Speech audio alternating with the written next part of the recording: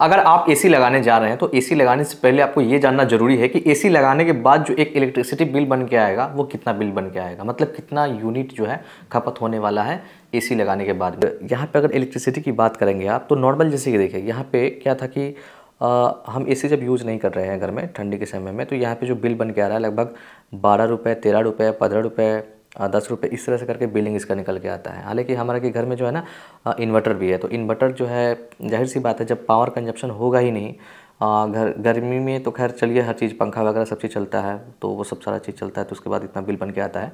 लेकिन मेरे घर में नॉर्मली क्या है ना कि कभी कभी वॉशिंग मशीन और मोटर कंटिन्यू चलता है, डेली पर डे के हिसाब से आप मान के चल सकते हो। और उसके बाद जो है लाइट वगैरह पे तो ना के बराबर बिल उठता है, सबको पता है ये चीज़, और मोबाइल चार्जर यही सब चीज़ होता है, ठीक है। लेकिन जैसे आप एसी में देखोगे ना तो एसी के कंडीशन में यहाँ पे ये इलेक्ट्रिसिटी जो है लगभग आप देख लीजिए 80 से 90 रुपये पर डे के हिसाब से निकल के आता है, ठीक है। 80 रुपये 90 रुपये पर डे के हिसाब से निकल के आएगा, और कभी कभी तो ये 99, 89, 85 के आसपास ये चला गया था। जैसे कि एक महीने के हिसाब से आप कैलकुलेशन करोगे ना तो ये लगभग हाईएस्ट जो बिल बन के आया है ना मेरे पास में वो 1400 का बन के आया है। अब जैसे कि एक है ना कि 1900 का बिल बन के आया है, तो 1900 का बिल इसलिए बन के आया था कि वो पिछला बिलिंग में जो है ना 500 एक्स्ट्रा जो था वो इसमें काटा गया है, मतलब उस बिल में ऐड किया गया है। तो एसी चलाने के बाद जो मैक्सिमम जो मेरा बिलिंग आया है ना, जैसे कि जून महीना की बात करेंगे, सबसे पीक पे होता है गर्मी उस समय, उस कंडीशन में भी यहाँ पे आप देख सकते हैं लगभग 1400 से 1500 बिलिंग निकल के आया है। देखिए आप जब भी शॉप पे जाते हैं ना एसी खरीदने के लिए तो सबसे पहले वहाँ पे 5000 वाट कूलिंग कैपेसिटी आप देखते हैं, 6000 कूलिंग कैपेसिटी देखते हैं, 4400 वाट तक कूलिंग कैपेसिटी देखते हैं। तो सबसे पहले दिमाग में जो जाता है ना कि ये जो एसी है ना 5000 वाट के हिसाब से जो है ना पावर कंजप्शन करेगा 1 घंटा में, सबसे पहले दिमाग में यही जाता है। उसके हिसाब से जो है ना आप सोचते हैं कि ये तो बहुत ज़्यादा बिल है। तो सबसे पहले यहाँ पे हम पावर कंजप्शन आपको बताते हैं और इसको एक्सप्लेन अच्छे से करेंगे। देखिए 1 टन का अगर एसी होगा तो 1000 वाट से लेकर के 1200 वाट तक के बीच में वो रन करेगा। उसके बाद जैसे कि अगर आपके पास में 1.5 टन का एसी होता है तो 1200 वाट से लेकर के जो है 1500 वाट के बीच में जो है रन करेगा। उसके बाद 2 टन का एसी है तो 2 टन का एसी जो है ना 2000 वाट से लेकर के 2400-2500 वाट के बीच में जो है ना फ्लक्चुएट करेगा। लेकिन नॉन इन्वर्टर एसी जो है ना फिक्स पावर पे रन करता है, मतलब जैसे कि अगर 1.5 टन का है तो 1.5 टन में अगर 1200 से लेकर के वो 1500 वाट तक जा सकता है। नॉर्मली 1350 वाट तो रन करेगा ही करेगा, ठीक है। वो जब भी चलेगा 1300-1400 वाट पे चलेगा, नॉन इन्वर्टर की बात कर रहे हैं। और एक टाइम में क्या आएगा कि वो जब कूलिंग कर देता है घर को तो ऑटो कट हो जाता है। इस तरह से समझिए कि नॉन इन्वर्टर एसी काम करता है। इन्वर्टर एसी में क्या है ना कि वो रन करेगा और जैसे कि देखेगा कि घर का टेम्परेचर अच्छा खासा मेंटेन हो गया है तो कंप्रेसर को स्लो कर देगा, बंद नहीं होगा, कंप्रेसर को स्लो कर देगा। वो भी बंद होता है जैसे कि बहुत ज़्यादा, जैसे कि अब देखेगा ना कि कोई काम ही नहीं है एसी का, ये तो घर अच्छा खासा कूल हो गया। सुबह सुबह के टाइम में क्या होता है ना कि टेम्परेचर उतना ज़्यादा नहीं होता है। भोर आपने सुना होगा ना 3 बजे 4 बजे 5 बजे के आसपास में टेम्परेचर मतलब अच्छा खासा मेंटेन हो जाता है, तो उस समय कंप्रेसर ऑटोमेटिक बंद हो जाता है। बोलता है कि अब उसकी भी नीड नहीं है, जो घर में कूलिंग है वो आराम से जो है ना 2 घंटा 3 घंटा तक चल सकता है या 1 घंटा चल सकता है। तो 1 घंटा बाद फिर से वो कंप्रेसर को ऑन करेगा।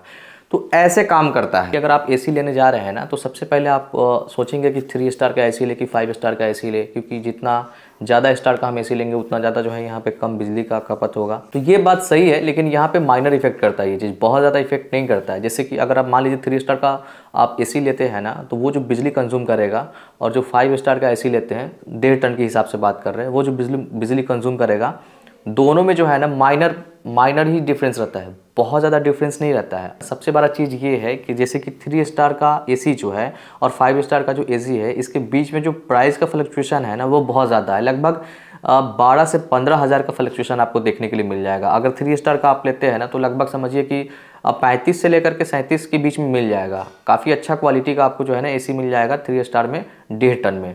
और वही जैसे कि 1.5 टन में 5 स्टार आप जाते हैं ना तो 50 के आसपास आपको देखने के लिए मिलेगा। तो फ्लक्चुएशन आप देख रहे हैं ना, आपको लगभग 12,000 से लेकर के 15,000 एक्स्ट्रा कॉस्ट देना पड़ रहा है सिर्फ 2 स्टार बढ़ने के लिए। और उससे आपको क्या मिलेगा, आप सिर्फ थोड़ा सा ही इलेक्ट्रिसिटी को सेव कर सकते हो, और उसको आप जैसे कि रिकवर करने के लिए आप देखेंगे ना 10 साल लग जाएंगे रिकवर करने के लिए उस पैसा को। मतलब 12,000 को रिकवर करने के लिए 10 साल लग सकते हैं, क्योंकि सबसे पहला बात है ना कि बहुत ज़्यादा वेरिएशन आपको देखने के लिए नहीं मिलेगा। इसका जितना बिल बन के आ रहा है ना उसमें सिर्फ 50 रुपये का ही डिफरेंस आपको महीने के हिसाब से या 100 रुपये 150 रुपये ज़्यादा से ज़्यादा देखने के लिए मिलेगा। एसी का जो पावर कंजप्शन है ना वो डिपेंड टोटली करता है ना कि उस घर के अंदर, उस रूम के अंदर कितना पर्सन है। मतलब एसी वाले रूम के अंदर में कितने लोग हैं।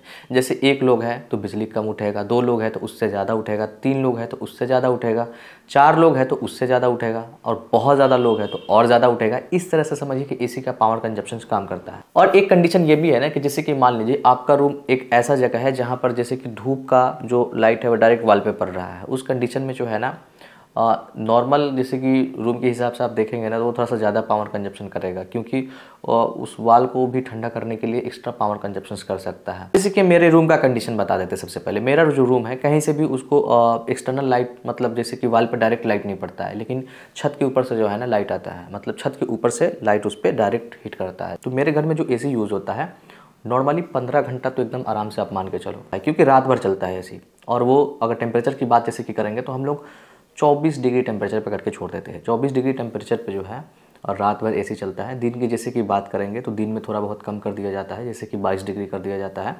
या जैसे कि बाहर से कभी आते हैं तो उस कंडीशन में जैसे कि एकदम स्पीड से जैसे कि AC को यूज़ किया जाता है, मतलब विराट मोड पे 10-15 मिनट के लिए, फिर जो है वापस से 24 डिग्री या 22 डिग्री कर दिया जाता है। नॉन इन्वर्टर में समझिए कि आपका लगभग 2500 से ऊपर ही आने वाला है। इतना देर जैसे कि आप यूज़ करेंगे तो 15-16 घंटे ऐसे यूज़ करना आप समझ रहे हो बहुत ज़्यादा ही है। यहाँ पे आप यूनिट वाइज देखेंगे ना तो यूनिट वाइज भी आप देख लीजिए, कभी कभी 20 यूनिट, 21 यूनिट, लगभग 22 यूनिट, इस तरह से इलेक्ट्रिसिटी इसका निकल के आ जाता है पर डे के हिसाब से। और अलग अलग स्टेट के हैं आप तो अलग अलग स्टेट के अलग अलग जो है ना यूनिट होते हैं, मतलब यूनिट रेट होते हैं कि 1 यूनिट का हम 6 रुपये चार्ज कर रहे हैं, 1 यूनिट का हम 8 रुपये चार्ज कर रहे हैं। आप जैसे कॉमर्शियल आप मीटर लगा कर रखे हैं तो कॉमर्शियल का अलग आ जाता है, डोमेस्टिक का अलग आता है। अगर गवर्नमेंट सब्सिडी दे रही है तो वहाँ पे थोड़ा सा आपको और राहत मिलेगा। तो ये सब चीज़ देखेंगे ना आप। तो मेरे यहाँ क्या है ना कि यूनिट लगभग 6 रुपये के आसपास में है, तो 6 के हिसाब से यहाँ पे बिलिंग बन के आता है। जून के बाद से क्या होता है ना कि टेम्परेचर थोड़ा थोड़ा डिक्रीज़ करता है, ह्यूमिडिटी बढ़ जाता है लेकिन टेम्परेचर डिक्रीज़ कर जाता है। तो उस कंडीशन में यहाँ पे 1100 भी बिल आया है, 1200 भी बिल आया है, कभी कभी 1000 भी आया है, 900 भी आया है। इस तरह से 1 महीना का बिलिंग मेरा देखने के लिए मिल रहा था यहाँ पे। लेकिन मेरे हिसाब से जो है ना ये ज़रूरी नहीं है कि आपका भी इलेक्ट्रिसिटी बिल बन के आएगा, क्योंकि देखिए होता क्या है ना कि सबसे पहले हमने जो AC लिया है, आप कोई और AC लोगे, जाहिर सी बात है आपकी रिक्वायरमेंट 1 टन का हो सकता है या हो सकता है 1.5 टन का, 2 टन का। तो सबसे पहले तो टनेज का पहला जो है ना इफेक्ट आएगा। दूसरा जो यहाँ पे इफेक्ट निकल के आने वाला है वो है ड्यूरेशन, कितना देर तक आप चला रहे हो AC को, कितना देर तक आप यूज़ कर रहे हो। आप 10 घंटा यूज़ कर रहे हो कि 12 घंटा यूज़ कर रहे हो कि 20 घंटा यूज़ कर रहे हो, उसके ऊपर भी डिपेंड करेगा। तीसरा चीज़ ये यहाँ पे इफेक्ट करता है ना कि आपके रूम में कितने लोग रह रहे हैं, जैसे कि 3 लोग रह रहे हैं कि 6 लोग रह रहे हैं कि 7 लोग रह रहे हैं कि 2 लोग रह रहे हैं, उसके हिसाब से भी यहाँ पे अलग अलग, जैसे कि आपका अलग है हमारा अलग हो सकता है, तो इसके ऊपर भी डिपेंड करेगा। फिर भी जैसे कि फ्लक्चुएशंस की बात करेंगे ना तो मान लीजिए कि आपका बहुत ज़्यादा यूटिलाइजेशन नहीं है, बहुत कम यूटिलाइजेशन है, तो आप 500 रुपीज़ पर मंथ के हिसाब से भी जो है AC को आप यूज़ कर पाएंगे। आपके यूटिलाइजेशन ज़्यादा है, मैक्सिमम यूज़ करते हैं, तो ज़्यादा से ज़्यादा आप, मेरे केस में है कि 15 घंटा यूज़ करने पे 1400-1500 यहाँ पे बिलिंग मैक्सिमम जा सकता है। तो उस कंडीशन में जैसे कि आप 20 घंटा यूज़ करेंगे, ज़्यादा से ज़्यादा AC को 22 घंटा यूज़ करेंगे, उससे ज़्यादा एक दिन में क्या ही यूज़ कर सकते हैं। तो 2000 मेरे हिसाब से जो है ना LG का जो डुअल इन्वर्टर टेक्नोलॉजी वाला AC है उसमें 2000 तक मैक्सिमम जा सकता है बिलिंग। इससे ज़्यादा जाने का तो खैर उम्मीद नहीं है, लेकिन उस पर भी डिपेंड करता है कि आप कितने स्पीड से चला रहे हैं। आप हमेशा से विराट मोड पे आप चलाएंगे ना तो जाहिर सी बात है बिल तो जाएगा ही जाएगा, 2000 भी क्रॉस कर सकता है। लेकिन नॉर्मली जैसे कि ऑटोमेटिक मोड पे जैसे कि आप छोड़ देते हैं, एक नॉर्मल टेम्परेचर है, आप लोग 4 आदमी हैं रूम में, 3 आदमी हैं रूम में, तो उस कंडीशन में जो है ना आपको बहुत अच्छा बिलिंग आएगा, बहुत ज़्यादा बिलिंग नहीं आएगा देखने के लिए।